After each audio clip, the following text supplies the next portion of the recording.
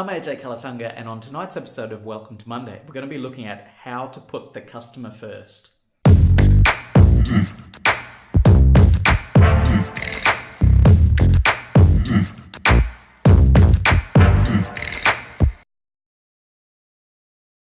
Welcome to Monday Entrepreneurs. Thrilled to have you here with me as we stir up trouble amongst the status quo. So today I want to talk to you about this notion of putting the customer first. Because as all of us know, the customer is always, no, they're not always right, but they're always relevant. Okay, so people's behaviors, feelings, thoughts have changed over time recently, especially with all this digital technology around the place, right? So your customers are behaving, thinking, and feeling very differently. And unless you change the way you do your business, you're going to go out of business very quickly. Mainly because people just have a freedom of choice that they've never had ever before.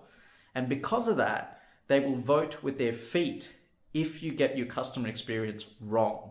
They will leave and go to one of your competitors, right?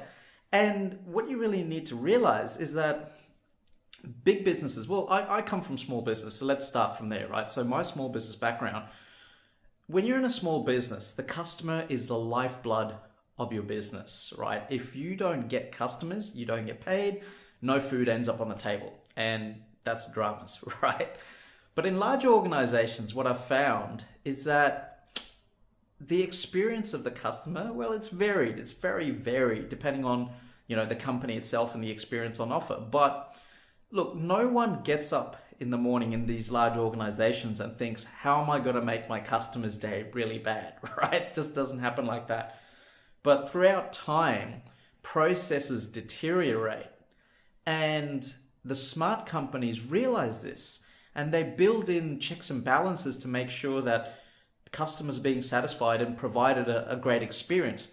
Now, where the process breaks down is that they rely on these things, survey scores. So they'll go and survey a customer to see how they feel about the business.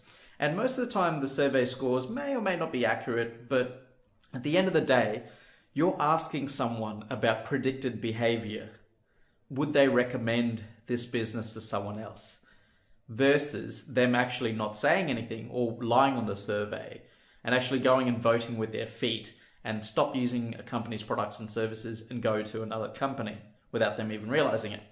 So if you're in a larger organization or even in a small business, it pays to really think about, well, okay, what processes do we have in place to make sure that our customers are getting the best experience possible? Because when you go and actually interview your customers and put together all this stuff that I've been working on, it's really interesting to see what comes out. And you see all these gaps in your processes that you didn't even realize would be there. And it's just one of those things that you really got to do as a business today is put your customers first. Okay, I think someone said you should be putting your employees first. Well, your employees don't really fund the business. They are just a resource and a great asset for you to get the work done, right? That needs to serve the customers. But the customers are the ones that pay the bills, And if you don't have cash or you don't have customers in your business, however big or small it is, you're going to go out of business. Simple as that. And sometimes you won't even realize it until it's too late. Let me give you a solid example of this, okay? So now big organizations are worried about how to be disruptive because they've become disrupted themselves. But how did these big organizations become disrupted? It's because someone else put the customers first.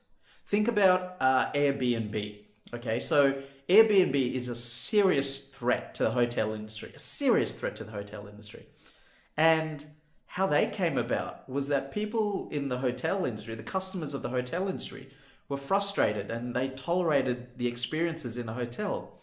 And then the smart founders of Airbnb had this crazy idea to say, look, let's just get strangers to sleep in other strangers' homes, right? And it sounds completely ridiculous, right?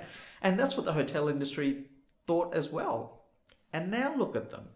So if you want to be relevant and stay in business, put your customers first. And if you aren't really sure how your customers are actually getting the right experience, go ask them and test the processes and test the touch points in your whole experience and just see for yourself. And if you want help in doing this, get in touch with me. I've got all these tools and techniques that I can help you do all this stuff with.